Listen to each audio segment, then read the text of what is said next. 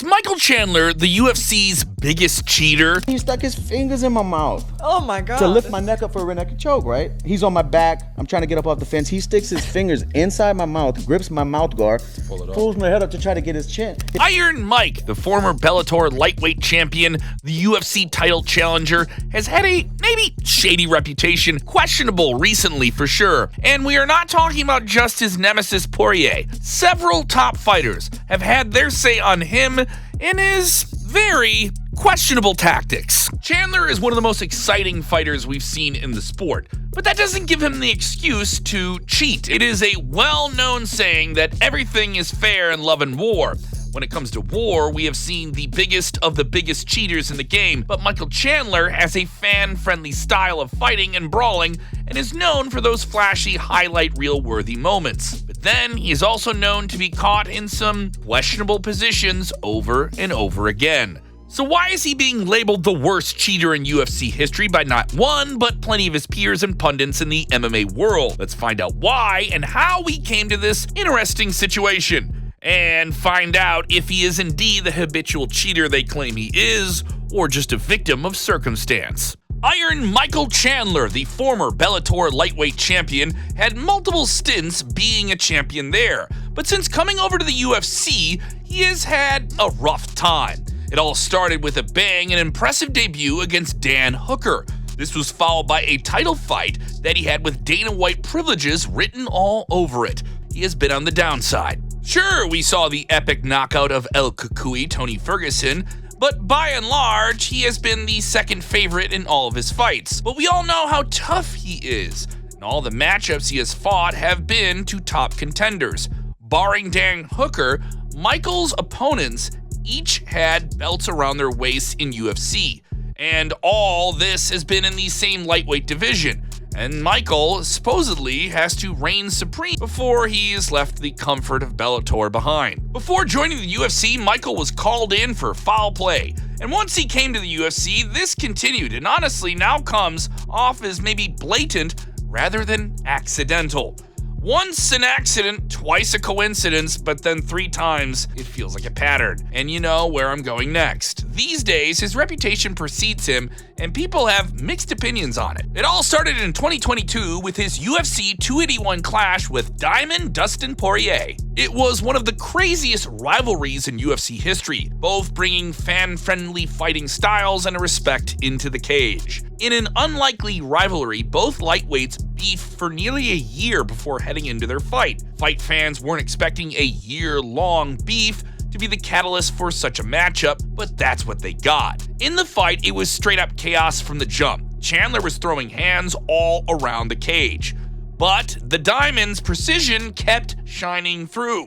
A wild back and forth ensued and ended with Dustin wrapping it up in the 3rd round with a submission. But Chandler received major backlash for using illegal and immoral methods within the fight. And Dustin made it known that he would be taking his beef back home with him once he labeled Iron Michael a blatant cheater. First, when he was on top of Dustin on the ground, he literally spat a ton of blood in Dustin's eyes and face. Later, while trying to secure a rear naked choke, Chandler used a banned technique called fish hooking, when you put your fingers in your opponent's mouth to pull their head into a specific position to slide in a choke. That's not all. Chandler also hooked his fingers in Dustin's glove to gain an advantage. The most crucial one when he landed some punches to the back of Dustin's head. If you don't know how serious those can be, look up the injuries inflicted on boxer Pritchard Colon. It's been more than 2 years since the fight, but Dustin still can't stop talking about it. And he might be a good person at home, but my personal experience, he's fake, man. But we do this knuckle shit, so I was even more mad. You know, I'm like, oh,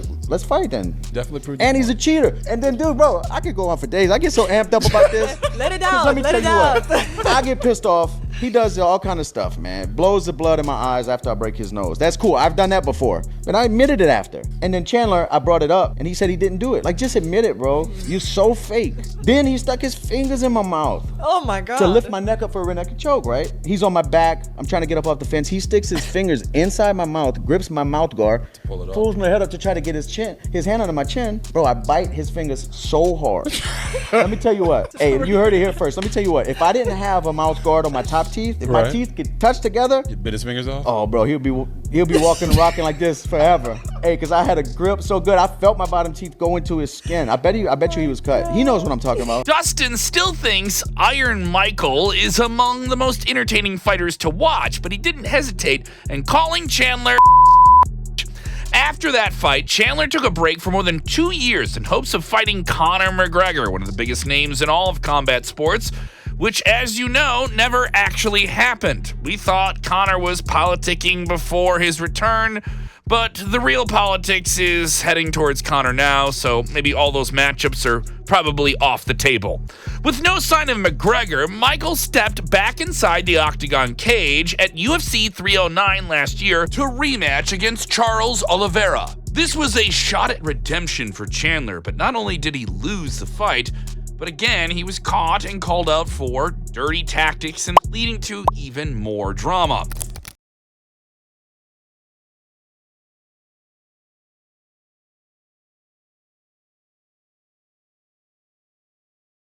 Specifically, the questionable things that Chandler was doing. Heading into the 5th round of a one-sided beatdown, Chandler first hit an eye poke. While Charles was busy complaining to the ref, he followed it up by landing a big right hand, potentially blurring the vision of Charles, who went for a takedown, got it after a deliberate fence grab by Chandler. Now, while both were juggling for position, Chandler got on top and started throwing hammer fists, and it looked like every single one of them was hitting the back of his opponent's head. While all this was happening, Keith Peterson was letting it happen. What a shame. Fortunately for Oliveira, he got out of the position and did not get seriously hurt. While we were all stunned, Joe Rogan, who kept saying that the strikes weren't legal because he knew the rule changes. I'm glad DC called him out and said all of those were illegal. Oliveira survived the onslaught and deservedly won the fight, getting a unanimous decision win. He's now 2-0 against Chandler. Post-fight, Oliveira wasn't pleased and said, "I'm not here to criticize, but I want to tell you something. There were a lot of blows to the back of the head, a lot of fence grabbing, and some eye pokes. I was telling the referee what was going on. I'd hoped that he would intervene, but nothing happened." Almost everyone agreed with DC's assessment of illegal shots, but Chandler himself insists they all landed on Oliveira's ear and were there before being completely legal. Before his fights with Poirier and Oliveira, he fought Justin Gaethje. And guess what? Here he was also accused of the same type of just dirty tactics. On media day for UFC 313, while talking about the eye pokes and the cheating, Justin made sure to directly mock Chandler for these antics. I think it's blatant fouls. A lot of Michael Chandler shit, pretty much everything he does. Immediately, point taken, smoking people on the back of the head. His old pal from Bellator, Brett Primus, slammed him the hardest, labeled him a cheating little punk. Brent was on an interview with MMA Fighting saying, "I don't like that guy. I think Chandler is a cheater. I feel like he's a dirty fighter. I just don't like that guy at all." Watching Oliveira pick him apart like that was kind of fun to see for sure. I liked it. That guy's such a cheating little punk. While his peers are calling him a serial cheater, Michael Chandler might say he lives rent-free in his opponent's head. But honestly, there's a big reason why. But again, with so much evidence against him, many are inclined to call Michael Chandler the dirtiest fighter in the UFC.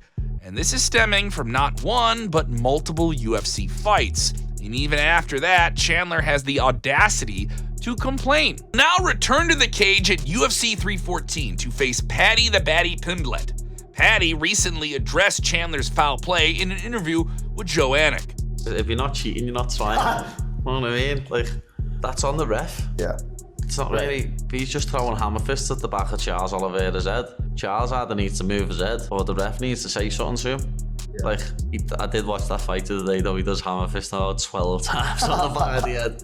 Just like that. And he knows what he's doing. Yeah. But it's one of them, like the ref, if I was in that position, I'm Charles, I'm saying, ref. Right. You know what I mean? Right. What are you doing here? Like, that was some bad refereeing right there. But obviously, I've seen the Poirier one as well. Poirier saying he tried to fish hook him to get the choke and stuff like that. I'll do the same thing as Poirier. If that happens, I'll bite his finger and try and cut it off with my teeth.